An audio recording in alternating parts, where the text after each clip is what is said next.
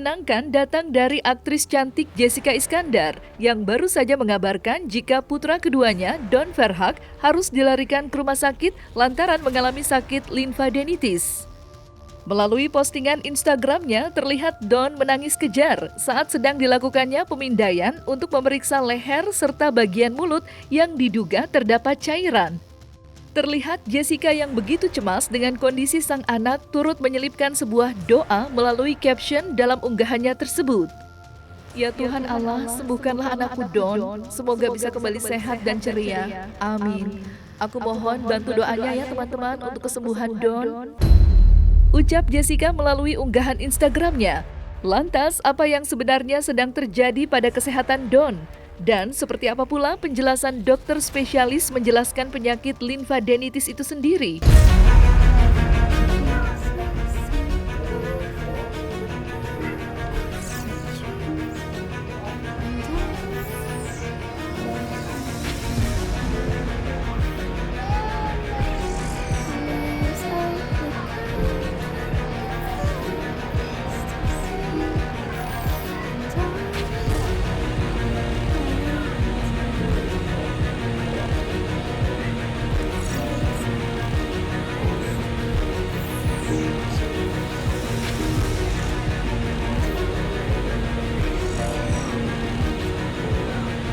Limfadenitis adalah suatu peradangan pada sistem limfatik di dalam tubuh. Nah, sistem limfatik adalah suatu sistem yang dimana dia berfungsi sebagai satu menghantarkan gitu sel darah putih dan sistem imun lainnya termasuk antibodi untuk mencegah penyebaran penyakit menjadi lebih luas. Selain itu juga sistem limfatik itu tujuannya adalah untuk membuat peredaran lemak ya, mengatur peredaran lemak dan salah satu regulasi dalam berperan terhadap pengaturan cairan di dalam interstisial atau dalam tubuh.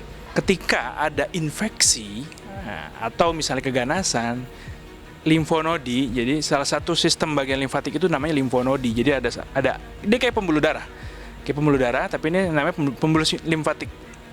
Ada limfonodus-nodusnya. Nodus itu kayak checkpointnya gitu ya, agak besar gitu, kayak kacang, sebiji kacang, sebesar kacang. Ada di paha, kemudian ada di leher, ada di ketiak gitu. Nah, misalnya ada seseorang infeksi di mulut atau giginya berlubang. Nah, nanti sel imun akan kumpul di limfonodi terdekat, misalnya di leher. Limfonodinya jadi membesar. Kadang ikut meradang. Kalau ikut meradang, merah, nyeri, namanya limfadenitis. Jadi limfonodinya ikut meradang gitu.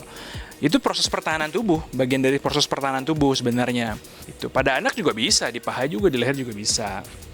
Selain itu juga bisa juga misalnya karena tumor bisa juga, tapi bukan infeksi. Dia karena tumor atau cancer bisa juga di limfonodi membesar. Ketika ada infeksi itu jadi peradangan. Bisa juga, tapi jarang biasanya. Nah, pada anak lagi-lagi tergantung. Sebagian besar tuh virus gitu. Karena virus dia bisa hilang sendiri atau dikasih antivirus. Ada beberapa kadang dokter anak suka meresepkan antivirus. Itu bisa hilang. Cuman yang perlu diperhatikan adalah ketika belum sembuh ya harus menjaga kondisi tubuh dengan baik. Kadang-kadang belum sembuh udah beraktivitas berlebihan sehingga bisa kambuh lagi, atau belum sembuh bener udah jalan-jalan kena kuman yang berbeda nanti. Covid lagi naik, ada pneumonia mycoplasma lagi naik gitu ya, isunya lagi naik, kasusnya lagi naik gitu ya. Itu tergantung bagaimana kita bisa menjaga pola hidup. Kalau penyebabnya adalah gigi berlubang misalnya ya, jadi ada gingivitis, gigi berlubang menyebabkan gusi yang terinfeksi, terbuka, namanya gingivitis, bisa turun. Ya dia menjadi limfadenitis terujungnya. Ya kalau misalnya giginya nggak diobatin, nggak akan sembuh gitu ya. Atau dari kuping bisa juga. Dari kuping namanya otitis media, eksterna bisa, otitis media. Jadi intinya telinganya terinfeksi, lari turun ke limfonodi. Bisa juga karena kan dia pooling sel imunnya di situ. Kalau misalnya penyebab yang mendasari di kupingnya nggak diobatin, nggak dikasih antibiotik. Kalau dia otitis media harus, kalau dia banyak produksi pusnya atau nanahnya harus dikeluarkan. Itu nggak dilakukan ya nggak sembuh-sembuh gitu ya. Jadi tergantung penyebab yang mendasari. Ya kalau dia sampai telinga tengahnya terinfeksi dan banyak nanahnya, mungkin harus dipembedahan. Tergantung dokter THT nanti menilainya bagaimana. Yang jelas penyebabnya harus sampai level yang mendasari gitu. Tapi itu semuanya selain support dari suami, keluarga, juga mungkin karena pengalaman, bukan pengalaman di kasus yang sama ya, maksudnya pengalaman dalam gimana caranya mengolah emosi gitu. Maksudnya umur juga membantu kedewasaan juga gitu. Terus Lagi pengalaman. iya, pengalaman juga bikin kita lebih banyak belajar gitu. Yang pasti iman itu juga penting gitu. Iman dalam diri kita, gimana kita bisa tetap ikhlas, berserah, jalanin dengan lapang dada, dengan doa. Ya pastinya support sekeliling menjadi kekuatan tersendiri ya kan. Apalagi nggak mudah menjalani prosesnya gitu. Tahun 2023 menjadi tahun di mana Jessica Iskandar harus melewati banyak cobaan yang terus-menerus datang menerpa dirinya. Iya, masalah itu datang di awal tahun, yang mana kala itu ia menjadi korban penipuan hingga miliaran rupiah di tengah kondisinya yang kala itu tengah hamil anak kedua. Tentu atas kejadian itu, Jessica Iskandar bersama sang suami Vincent Verhaak pun harus bersusah payah berjuang melawan kesulitan ekonomi yang memaksa keduanya kembali ke Jakarta untuk mencari nafkah. Meski begitu, kasus yang menimpa Jedar kini sudah menemui kejelasan setelah ditangkapnya tersangka CSB yang selama ini diduga bersembunyi di luar negeri. Lantas, seperti apa curhat Jessica Iskandar di balik nasib pilu yang menerpa di sepanjang tahun 2023? Ya kalau kasus itu sendiri, pertama buat aku itu adalah musibah. Jadi ya kena tipu,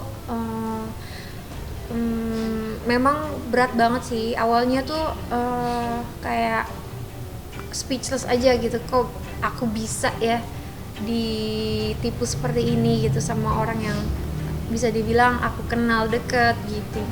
Terus sampai sekarang pastinya berdampak sih, karena ya rencana-rencana aku yang pengen pensiun, hahihi di Bali, apa segala macem, jadi gagal gitu. Terus bebannya waktu itu adalah karena ketahuan dia nipu aku itu waktu aku habis lahiran anak. Jadi dimana aku lagi happy-happynya, terus tiba-tiba ketampar berita itu. Jadi rasanya tuh kayak ngeganjel gitu, kayak mau happy tapi mau teriak gitu. Tapi kalau kasusnya sendiri sekarang ya aku bersyukur Steven udah naik sebagai tersangka.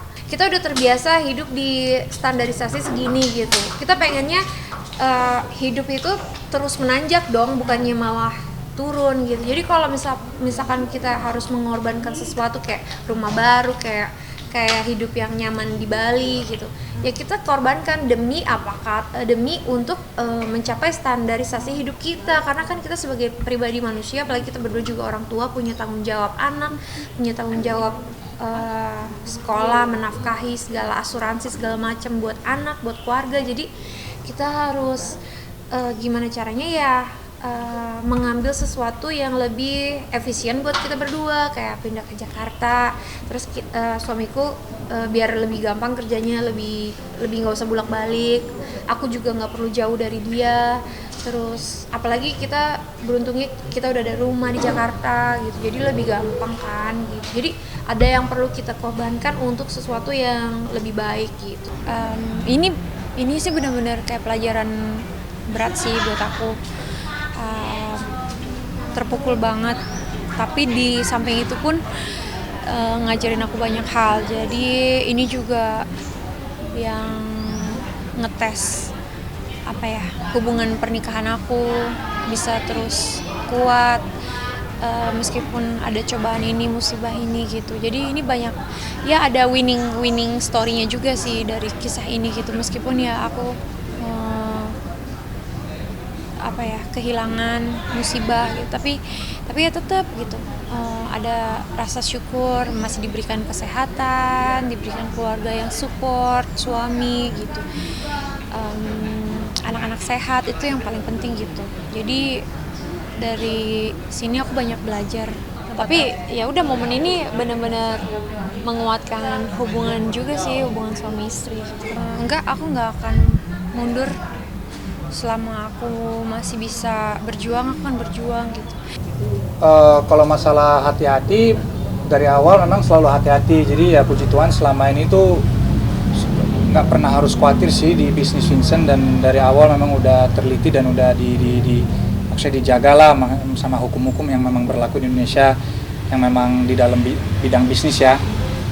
Tapi kalau untuk kedepannya mau bikin bisnis yang baru atau mau kerja sama orang partner yang kita baru kenal atau belum kenal, yang pastinya lebih teliti dan lebih milih-milih ya, biar hal-hal yang kemarin nggak terjadi lagi, karena itu udah menjadi contoh dan pelajaran yang sangat-sangat apa ya boleh dibilang yang